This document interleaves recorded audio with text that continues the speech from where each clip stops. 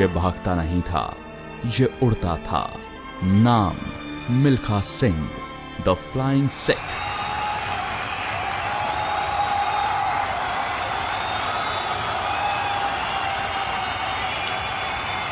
इनका जन्म सन 1935 में हुआ। लयालपुर के रहने वाले मिल्खा सिंह को अपना घर बार छोड़कर भागना पड़ा और इनके भागने के हुनर की वजह से ही ये दंगों से बच सके। ये वो राइट्स थे जो हिंदुस्तान के पार्टीशन के वक्त हुए थे। लयालपुर अब पाकिस्तान में है। जब मेरे माँ बाप को मेरी आंखों के सामने कत्ल किया गया, इंडिया पाकिस्तान बना, उस टाइम लोगों के दिमाग के ऊपर भूत छाया हुआ था। यहाँ से गाड़ियां कटी हुई जा रही थी और वहां से गाड़ियां कटी हुई आ रही थी। मिल्खा सिंह के पिताजी की जुबान से निकले आखिरी शब्द भाग मिल्खा भाग। अपना घर बार छोड़कर ये भागे। इनकी जिंदगी का रुख बदला जब ये आर्मी में आ गए। आर्मी ने इनकी जिंदगी बदल के रख दी।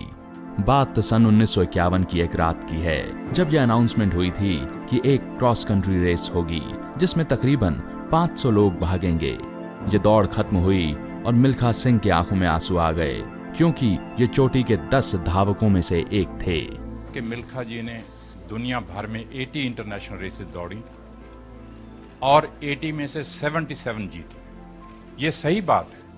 आज भी ये दुनिया में रिकॉर्ड है कि कोई भी ऐसा एथलीट पैदा नहीं हुआ दुनिया के अंदर जिसने कि इतनी इंटरनेशनल रेसेस जीती। और एक रात में ही मिल्खा सिंह जो कुछ नहीं थे वो एक बड़ा नाम बन गए।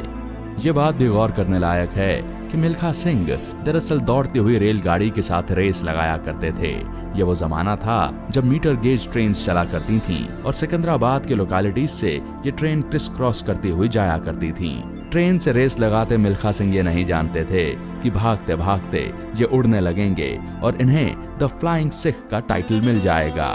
आर्मी में हवलदार गुरदेव सिंह ने इनका मार्गदर्शन किया और ब्रिगेडियर जॉर्ज इब्राहिम, जो कि अब रिटायर हो चुके हैं, उस वक्त कैप्टन और टीम मैनेजर थे। उनसे भी मिल्खा सिंह को बहुत प्रोत्साहन मिला। कहते मिल्खा जी आज तुसी पाकिस्तान में दौड़े नहीं, तुसी पाकिस्तान में आके उड़े हो, तो पाकिस्तान फ्लाइंग सिख का पता हो। सन 1956 में पहली बार मिल्खा सिंह ने भारत का प्रतिनिधित्व किया मेलबर्न ओलंपिक्स में।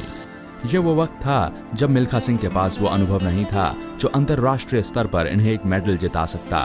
पर उसके बाद सन 1958 के एशियन गेम्स में 200 मीटर और 400 मीटर की दौड़ों में मिल्खा सिंह ने गोल्ड मेडल जीते। और उसके बाद सन 1958 के कार्डिफ कॉमनवेल्थ गेम्स में मिल्खा सिंह ने एक बार फिर 400 मीटर की दौड़ में स्वर्ण पदक जीता।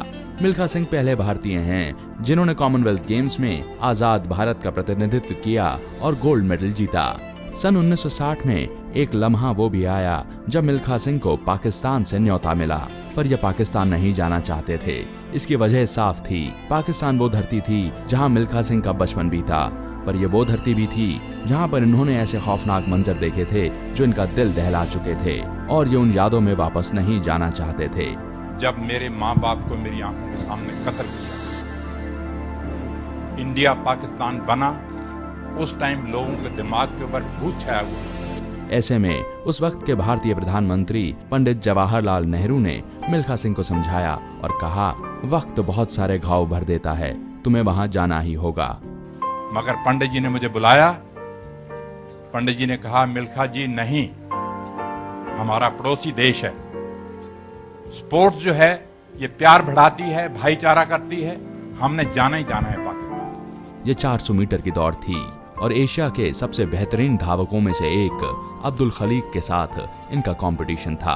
होटल के अंदर जाके देखा, एक पेपर पढ़ा था, एक अखबार पढ़ा था जिसके अंदर लिखा हुआ था मिल्खा सिंह और अब्दुल खालिक की टक्कर, इंडिया और पाकिस्तान की टक्कर।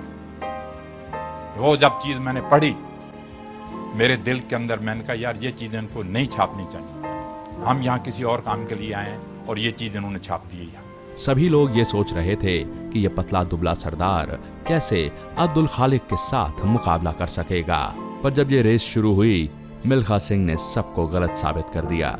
इस मुकाबले में मिल्खा सिंह ने अब्दुल खालिक को बुरी तरह से हरा दिया। स्टेडियम में बैठी हजारों बुर्कानशी औरतों ने अपना नकाब हटाया और इस उड़ते हुए धावक की झलक पाने की कोशिश की। कि वहां 10,000 औरत बुर्के वाली भी बैठी थी और उन्होंने बुरके उठाए और देखा कि ये सरदार ने कमाल कर दिया यहाँ पे आके। उस दौर के पाकिस्तानी जनरल अयूब खान ने भी ये कहा था कि मिल्खा भागा नहीं बल्कि हवा से बातें करते हुए उड़ा, और वहीं से ये title the flying Sikh Milkha Singh के नाम के साथ जुड़ गया। जनरल अयूब विक्ट्री स्टैंड पे आए मेडल डालने के लिए, तो हम खड़े हैं वहां पे, और जनरल अयूब के ये लफ्ज थे कि मिल्खा जी, पंजाबी में बोलते हैं वो, कहते मिल्खा जी आज तुसी पाकिस्तान दे दौड़े नहीं, तुसी पाकिस्तान दे आके उड़े हो, तो पाकिस्तान फ्लाइंग सिख का खिताब देना है। सन 1960 और सन 1964 के ओलंपिक्स में मिल्खा सिंह ने भारत को रिप्रेजेंट किया। सन 1960 के रोम ओलंपिक्स में मिल्खा सिंह की शुरुआत बहुत ही जबरदस्त रही।